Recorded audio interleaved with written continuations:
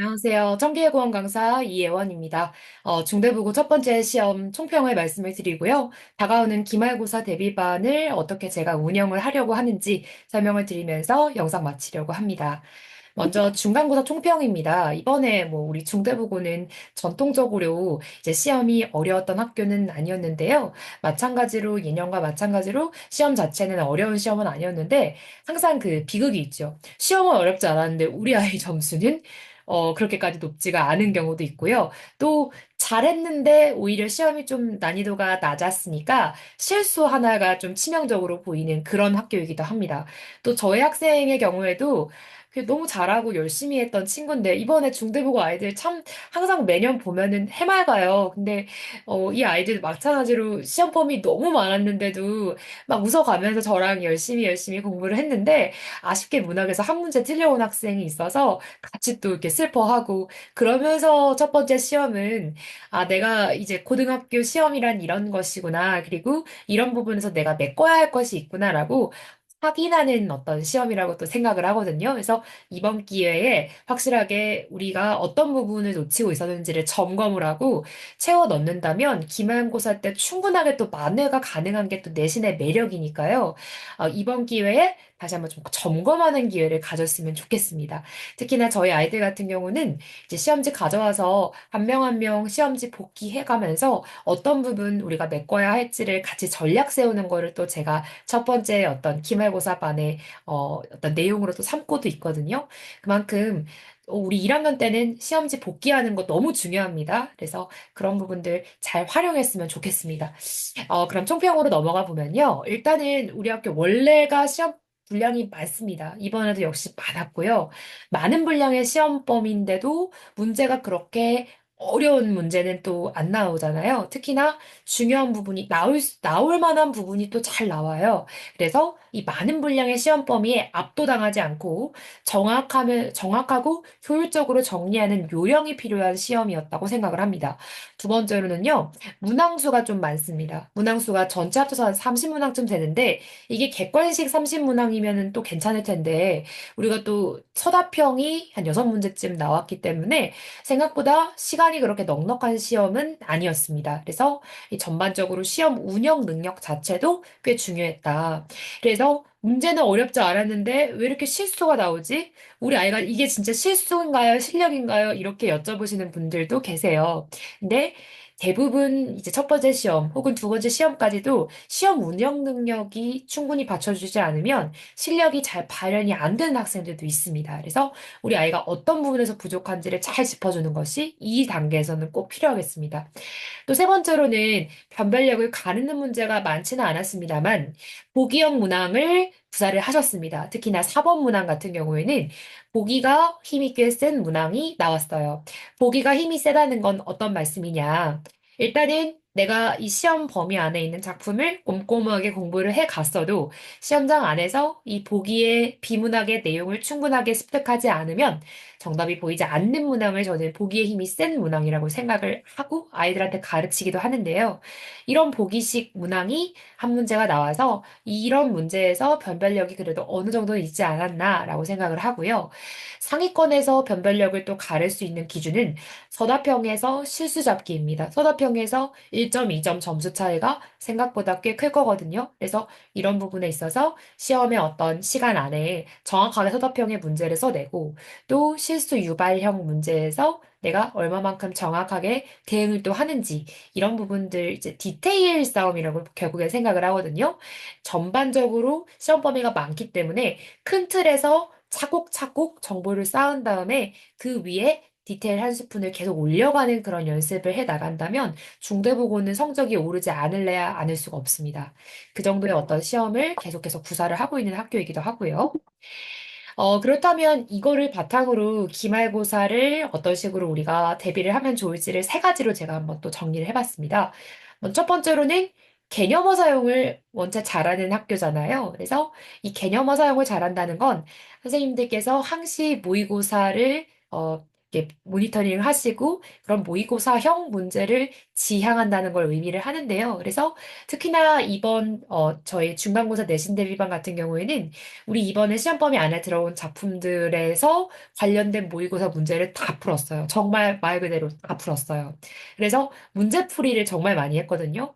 그런 식으로 모의고사형 문제 혹은 모의고사 기출문제의 노출량을 많이 늘려줘야지 학생들이 문제 자체를 보는 눈이 좋아지고, 아, 이런 문제는, 아, 이런 식으로 푸는 거구나. 또 내가 정답이 보이지 않았을 때, 혹시나 내가 지금 문제의 의도를 놓치고 있나? 조금 넓게 보는 눈이 또 길러질 수가 있는 거거든요. 그래서 모의고사형 문제 노출을 늘려주는 게 꼭 필요하고요. 두 번째로는 작품별로 작품이 너무 많은데 또 그 작품별로 요점만 쏙쏙 골라가지고 문제가 나온단 말이죠. 그래서 학생별로 단권화 노트가 필요합니다. 물론 학생 스스로 이거를 못하기 때문에 대부분. 그래서 제가 손필기 자료를 이따가 예시 자료를 보여드릴 텐데 손필기 자료를 제가 제공을 해주고 거기에 살을 붙여 나가는 식으로 단권화 정리가 필수적인 학교라고 생각을 합니다. 마지막 세 번째로는 시험지 복귀하는 거 너무 중요하다고 아까 말씀드렸죠. 복귀를 하면서 시험 운영 능력이 중요한 학교이기 때문에 예를 들면 내가 별표를 치면서도 너무 특정 선지를 생각하면서 거기에 시간을 너무 많이 쏟지는 않았나. 혹은 내가 이렇게 국어라는 시험은요, 결국에는 이게 말이 꼬일 수가 있거든요. 처음에 좀 당황을 할 수가 있어요. 누구나 당황을 할 때, 그때 자기만의 무기가 있어야 되는 거거든요. 예를 들면 내가, 지금 이 의미가 제대로 들어오지 않아. 그럴 때 당황하지 않고 나만의 무기. 예를 들면, 안긴 문장을 한번 괄호를 쳐본다든지, 아니면 내가 어떤 특정 어휘를 놓치고 있는 경우가 있을 수 있으니까 전반적인 어떤 선지를 빠르게 한번 속독을 한 다음에 다시 한번 읽어본다든지 굉장히 지금 제가 말씀드리는 게 구체적이죠. 이런 구체적인 피드백을 강사랑 계속 전략을 쌓아 나가는 거예요. 결국엔요, 국어 시험은 처음부터 끝까지 일필 위주로 풀어갈 수 있는 시험은 거의 없습니다. 물론 우리 이번 시험은 꽤 쉬운 시험이었기 때문에 일필 위주로 푼 학생들도 많겠어요. 하지만 결국 실력을, 실수를 잡고 그리고 어려운 시험에서도 흔들림 없이 이 국어라는 국어 시험을 성적을 잘 받기 위해서는 자기만의 어떤 무기가 있어야 되는 거고요. 그 무기는 학생별로 다 달라요. 왜냐면 학생별로 틀리는 이유가 100명이면 100개씩 나오거든요.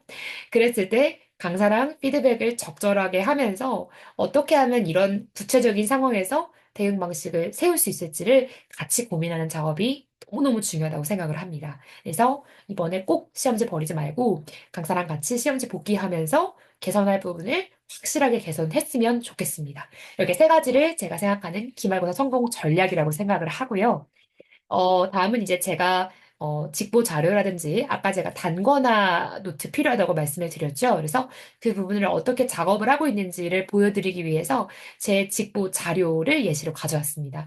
일단은 손필기 자료는 이제 기본이고요. 이 손필기 자료에는 우리 학교 역대 기출 중에서 중요하게 판단이 됐던 그런 개념어라든지 아니면 이번에 학교 수업에서 중요하게 좀 강조가 됐다는 그런 예시라든지 그런 것들 다 넣어서 제가 직접 제작한 자료 드리고요. 우리가 이번에 올림푸스의 외부 작품들이 많이 들어왔었잖아요. 그래서 특히나 그런 것들은 올림푸스 이 지문 위에다가 제가 정리를 해주는 걸 아이들이 좀 편하게 여기더라고요. 그래서 제가 이런 부분들 꼼꼼하게 다뤄서 단언컨대 제 손필기 안에서 안 나온 문제가 없을 만큼 모든 정보를 다 담았습니다. 이거를 베이스로 해서 학생들이 이 위에 자기의 어떤 노트를 올린다면 충분히 훌륭한 단권화 노트 남자아이들도 만들 수 있을 거라고 생각을 하거든요. 그래서 이런 부분들 제가 꼼꼼하게 다루고 있구나라고 알아주시면 좋겠습니다. 또 이제 우리가 이번에는 의문 변동만 이제 시험 범위에 들어갔잖아요. 그래서 교과서 안에 있는 범위로 충실히 이제 문제가 나왔고요. 문제가 그렇게 또 특별한 문제라고는 볼 수 없어서 제가 딱히 문제에 대한 코멘트는 구체적으로 하지는 않았는데요.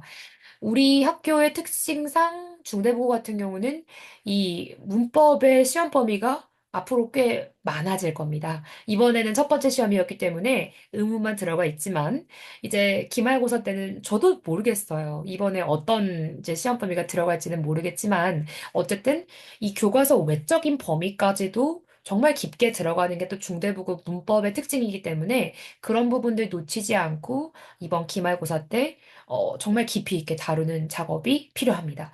특히나 이제 이과형 아이들의 경우에는 제가 아무리 개념을 꼼꼼하게 가르쳐 놔도 선생님 그래서 어떻게 하라는 건데요? 그래서 제가 문제 어떻게 풀어요? 계속 이런 식으로 묻거든요. 근데 제가 그런 부분들 브레이크 다운을 해서 이제 개념 설명해 주는 걸 또 좋아하는 성격이라 이럴 때는 이런 식으로 풀고 만약에 이런 작업이 안 먹힌다면 플랜 B 이런 식으로 한번 대응해 보자. 그래도 안 된다면 본질로 돌아가서 플랜 C를 한번 실행해 보자. 이런 식으로 제가 프로토콜을 좀 개발을 해서 아이들한테 이제 주는 편이거든요. 특히나 이과형 아이들 혹은 남자아이들이 이런 부분을 되게 편하게 여겨요. 그래서 시험장 안에서 시험 운영 능력이 조금 발달이 덜 된 친구들도 이런 부분들이 적용하기가 꽤 좋았다고들 얘기를 해줬고요. 또 이런 어떤 프로토콜이 쌓여가면 쌓여갈수록 국어라는 과목은 배신하지는 않는 과목이거든요. 오르기는 어렵지만 한번 올려놓으면 배신하는 거는 잘 없어요. 근데 이렇게 국어 실력이 쌓이는 거는 결국 강사랑 이런 식으로 전략 하나하나를 만들어가는 그런 과정에 있다고 생각을 합니다. 그래서 이런 부분들 제가 신경 써서 교재에도 충분히 녹여내고 있고요. 아이들하고 라포 형성을 워낙에 또 깊게 하는 강사이기 때문에 시험 범위가 많은 학교일수록 사기가 떨어지고 자신감이 떨어져요, 보통. 시험 기간에 가면 갈수록요. 근데 라포 형성이 좋은 반은 특히나 우리 중대부 같은 반은 그냥 웃으면서 해요. 많지만 또 문제풀이가 또 이런 학교들 같은 경우는 너무 중요하거든요. 강사랑 진짜 선지 하나하나 다루는 작업이 이게 라포 형성 제대로 되어 있지 않으면 너무나도 힘들고 괴로운 작업이에요. 근데 아이들하고 이제 재밌게 수업을 하다 보니까 이제 질문도 재미있게 하고 답변도 재미있게 하면서 문제풀이 충분하게 이번에 하고 들어갔습니다. 그래서 아이들이 그래도 문제수도 많고 시험 범위도 많은 이제 시험임에도 불구하고 또 문학도 아쉽게 한 문제 틀렸지만 또 다 맞춰오고 또 그런 결과도 가져올 수 있지 않았나라고 생각을 합니다. 넘어가서요. 저의 어떤 내신 대비반의 강조점이 있습니다. 그 부분을 이제 말씀을 드리면서 시간표 말씀을 드리고 마무리를 하게 될 것 같은데요. 첫 번째로는 제가 타협하지 않는 부분이 있어요. 그건 바로 강사가 직접 운영하는 클리닉입니다. 이제 클리닉을 이제 조교가 운영하게끔 만들 수도 있어요. 제가 또 조교를 데리고 있기도 하고요. 근데 이것만큼은 본질적으로 타협하면 안 된다라고 생각을 하는 게 클리닉입니다. 왜냐하면 국어라는 과목은요, 어머님들. 결국에 언어를 복사 붙여넣기 하는 과목이에요. 강사의 언어를 닮아가야 국어 실력이 올라요. 자, 그랬을 때 질의응답을 강사가 하지 않는다? 이거는 좀 문제가 있다고 봅니다. 왜냐? 수업은 강사가 해요. 강사의 언어로 하면서 질의응답은 또 조교의 언어로 하게 된다면 학생들 그 불협화음이 꽤 심해요. 그래서 이제 실력이 쭉쭉쭉 올라가는 느낌이 좀 확실히 덜 하더라고요. 그래서 제가 이 클리닉을 운영하는 게 수업을 운영하는 거에 거의 비등하게 어쩌면 에너지가 더 드는 작업이거든요. 왜냐하면 실력별로, 학생별로, 학교별로 클리닉집 다 따로 나가고요. 제가 하나하나 다 질의응답을 하고 있기 때문에 어쩌면 정말 비효율적이라고 볼 수도 있어요. 하지만 그럼에도 타협하지 않는 이유는 본질적으로 국어라는 과목은 강사랑 질의응답을 폭발적으로 계속 주고받으면서 융통성을 길러야지만 느는 과목인 걸 제가 알고 있기 때문에 이 부분만큼은 놓치지 않으려고 하고 있습니다. 또 두 번째로는 저는 자료를 넘치게 주는 거를 굉장히 경계를 하고 있습니다. 왜냐하면 자료를 막 일주일에 막 200문제씩, 150문제씩 넘게 줘버리면요. 아이들이 처음에는 어찌어찌 따라올 수는 있어도 결국에는 이거를 좀 놓치게 돼요. 그러면 그게 또 불안감으로 쌓이고요. 혹은 아이들이 결국 문제가 돌고 돈다는 걸 아는 순간 이거는 내가 다 안 풀어도 되겠구나. 한 문제 한 문제를 소중히 다루지 않게 돼요. 그거는 좀 경계를 해야 되거든요. 왜냐하면 국어라는 과목은 선지 하나하나의 오답의 이유를 정확하게 알았을 때 성적이 오르는 거지, 단순히 양치기를 한다고 또 오르는 과목은 아니기 때문입니다. 그래서 제가 직접 제작한 문제들 혹은 검증한 문제들 위주로 좀 이렇게 양질의 자료들을 주는 거를 제가 집중을 하지, 자료를 막 넘치게 주는 거, 오히려 학생들이 저한테 문제 좀 더 주세요. 이런 말 나오게끔 하는 게 저는 더 좋다고 생각을 하거든요. 그래서 그런 식으로 또 진행을 하고 있습니다. 세 번째로는 개념학습도 개념학습이지만 시험 운영 능력이 너무 중요합니다. 예를 들면 제가 아이들 문제 풀려놓고 문제 푸는 스타일을 항상 꼼꼼하게 체크를 해요. 그래서 시험 이제 문제를 풀 때 개입이 필요한 학생들은 제가 들어가서 너 지금 이 문제 더 이상 고민하지 말고 나오고 그 다음 문제 넘어가.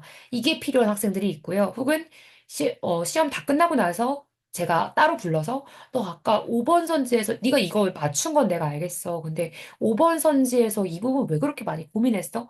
이렇게 디테일하게 묻는 걸 아이들도 깜짝 놀라거든요. 처음에는요. 근데 이런 게 필요합니다. 이런 집요함이 필요해요. 시험 운영 능력이 이런 부분에서 길러질 수 있는 거거든요. 어떤 아이들은요, 특정 단어에 꽂혀가지고 이 선지의 의도를 읽지를 못해요. 머리가 좋은 아이인데 국어 성적은 안 오르는 이유. 이런 부분들 꼼꼼하게 들어가지 않으면 2학년 때까지 모르는 경우 정말 허다합니다. 저한테는요, 2학년 수강생이 훨씬 많거든요. 그 이유가 2학년 되면 아이들이 압니다. 본인의 학습 구멍이, 아, 지금 메꿔놓지 않으면 이거 안 되겠구나. 저한테 특히 2등급 이상의 상위권 2학년들이 많은 이유가 저는 이런 부분에 있다고 생각을 합니다. 그래서 국어라는 과목은 이렇게 스킬적으로 이 강사, 저 강사 옮겨 다니면서 스킬을 이렇게 빼먹는다고 해서 되는 과목이 아니에요. 단기적으로는 효과가 있는 것처럼 보일지 몰라도 장기적으로는 이 국어라는 과목은 공백이 있는 순간, 학습 구멍이 있는 순간, 어디에서 성적이 나빠질지 모르는 과목이기도 하거든요. 그래서 또 무서운 과목이기도 하고요. 자, 그랬을 때 정확하게 강사랑 피드백을 주고받으면서 자기의 어떤 학습 공백을 정확하게 인지를 하고 채워나간다면 또 배신하지 않는 과목이기도 하기 때문에 그만의 또 재미가 있습니다. 그래서 저는 그런 부분을 이제 1학년 때부터 특히나 1학년 때 이런 부분 채워놔야지 2학년 때 확 올라가는 학생들이 생기는 거거든요. 자, 그래서 그런 부분을 또 제가 의미 있게 다루고 있습니다. 네 번째는 이제 단기적인 내신 시험뿐 아니라 이제 장기적인 국어 능력 자체를 길러주는 걸 제가 또 지향을 하고 있습니다. 어찌 보면 당연한 겁니다. 근데 동시에 이거 잡는 거 되게 어렵거든요. 근데 제가 자부심으로 가지고 있는 거 2학년 수강생들이 훨씬 많다는 점, 장기 수강생이 대부분이라는 점, 이게 결국에는 이 학생을 정말 장기적인 관점으로 바라봐 주지 않으면 될 수 없는 어떤 실적이라는 걸 제가 잘 알고 있고요. 그런 부분을 자부심을 갖고 있는 강사이기 때문에 당장의 어떤 시험도 중요하지만 이 학생의 어떤 장기적인 시험에 있어서 어떤 위치쯤에 이 학생이 위치를 해 있는지. 그래서 제가 내신 강사임에도 불구하고 중간중간 모의고사 시험지 갖고 오게 하고요. 또 틈이 날 때마다 모의고사 문제 풀리는 이유도 여기에 있습니다.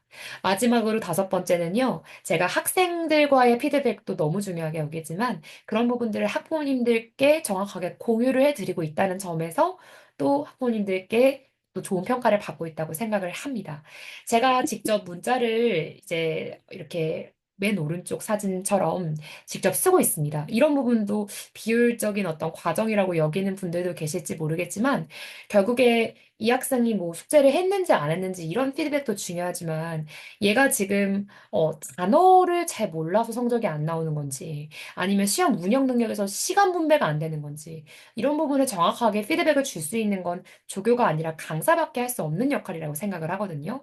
그래서 이런 부분을 녹여서 충분히 제가 학부모님들과 문자로 혹은 전화로 피드백을 주고받고 있습니다. 그래서 이런 부분들도 저의 어떤 특장점이라고 생각을 하기 때문에 마지막으로 말씀을 드립니다. 네, 그러면 제가 이제 첫 번째 시험 중간고사 총평과 저의 기말고사 대비 방향에 대해서는 다 말씀을 드렸고요. 마지막으로 이제 시간표인데요. 시간표는 이제 상기한 내용대로 일요일 10시부터 1시까지고요. 제 클리닉을 직접 진행을 하고 있기 때문에 개인 약속을 합니다. 근데 학생들이 자기한테 도움되는 클리닉이라는 걸 알기 때문에 조교가 진행하는 타 학원의 클리닉을 빼고서라도 저한테 옵니다. 그만큼 클리닉 출석률이 거의 100%에 가까울 만큼 높다는 것도 또 저의 어떤 기쁨 중에 하나이고요. 5월 18일에 개강을 해서 6 플러스 1회로 제가 기획을 하고 있습니다. 말씀을 드리다 보니까 조금 길어진 감이 있는데 끝까지 제 설명 들어주신 분들께 감사의 말씀 올리고요. 좋은 기회로 뵙기를 기대하고 있겠습니다. 고맙습니다.